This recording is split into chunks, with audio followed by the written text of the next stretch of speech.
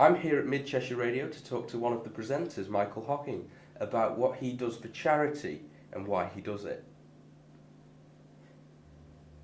So, Mike, what do you actually do at the station? I do a few things at the station. I host two shows as part of a team on the Saturday morning show, The Vibe, which is kind of a youth-orientated Saturday morning afternoon show.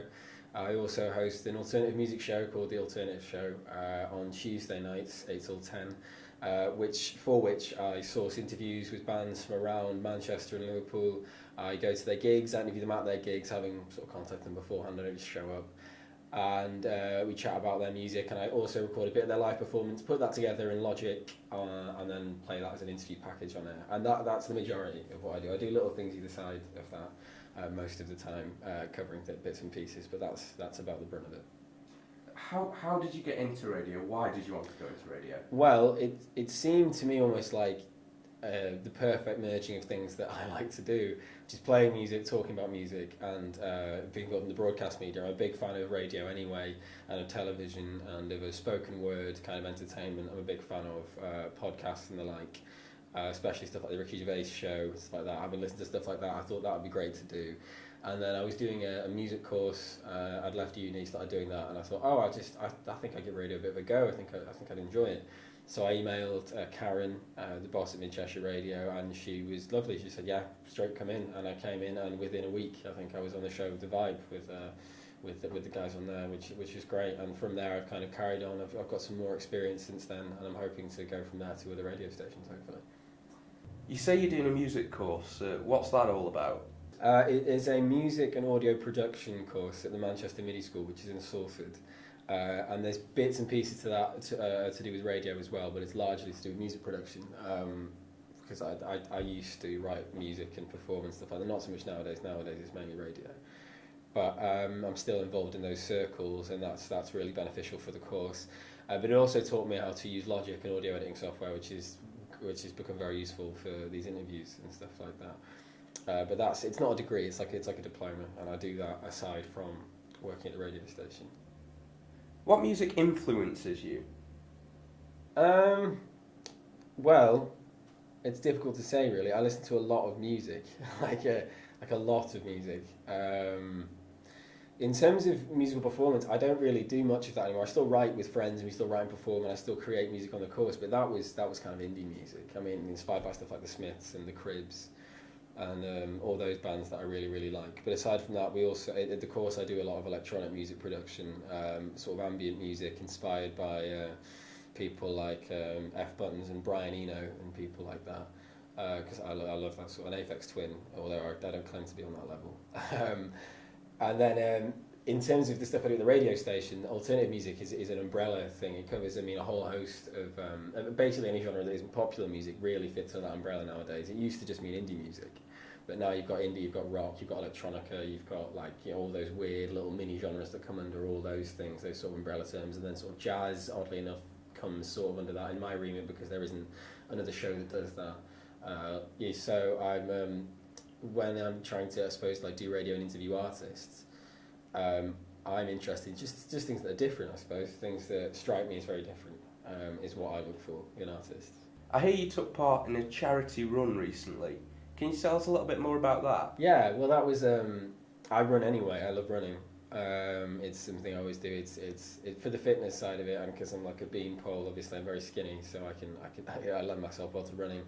And because it's for a good cause, I decided to run a 10k with my dad because he runs a lot of marathons and stuff like that in support of Parkinson's UK. I had some lovely donations from people at the station, a lot of support, which was wonderful.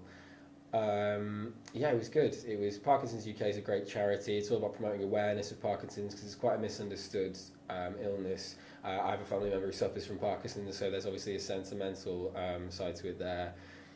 But it was good. It was difficult. It was a lot harder than I thought because I run anyway, and I've run 10Ks before. But then doing a 10K race is kind of you have to learn to pace yourself, and I maybe didn't do that as well as I could have. But it was definitely worth it. I raised about £200, I think, for Parkinson's, which doesn't seem like a lot, but for me, with about a week's notice, that was quite a lot.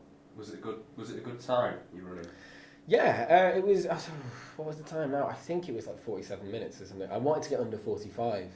I've got it written down somewhere because I've done a 10k in under 45 before once, running around the village twice, but I didn't manage it that time. It's like I say, it's all to do with pacing because when you're running usually, you're not thinking about beating other people. You go at your own pace and you kind of think, okay, in about 5k time, I'm going to have to run at this pace. So I need to slow it down for a bit. Whereas when you're doing a race, because you're surrounded by people, you're just thinking, oh, I need to beat them. I need to run faster than them because you have like little rivals when you're in a race who are at the same level as you.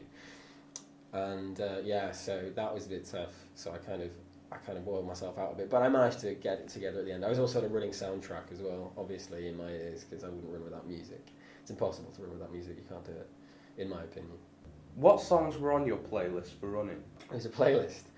Lots of things on there. There's a bit of punk on there because it's kind of fast. Parquet Courts, a kind of modern New York punk band.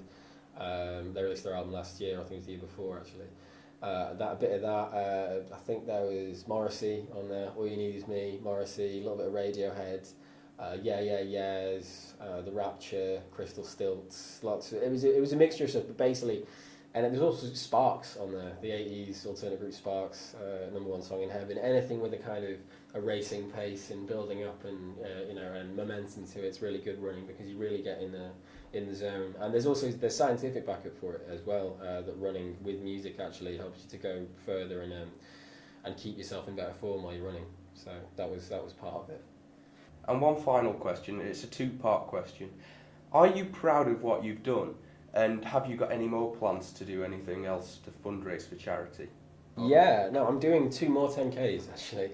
10K, for me that seems like quite a distance, and for normal people that is a distance, but for like proper runners, if any proper runners see this, that's about 10K, please, I could do that. I want to build up to do a marathon next year, hopefully, do a half marathon into this year, but no, I'm doing another 10K in June, I think that's Arley Hall, and then there's another 10K in August. Both 8 weeks after each other, including the one I've just done, 8 weeks between. And I'll be raising money for Parkinson's UK on both of those in my Parkinson's UK vest. Again, I wear a t-shirt under it. I don't just wear a vest because that was just something that nobody needs to see. But and then hopefully I'd like to do a half marathon at the end of the day. I want to do the Great North Run, but for Parkinson's UK, but that's a tall order, so we'll see. But yeah, any excuse to run and to raise money for Parkinson's UK is obviously great. Michael, thank you. Thank you very much. Cheers. Thanks.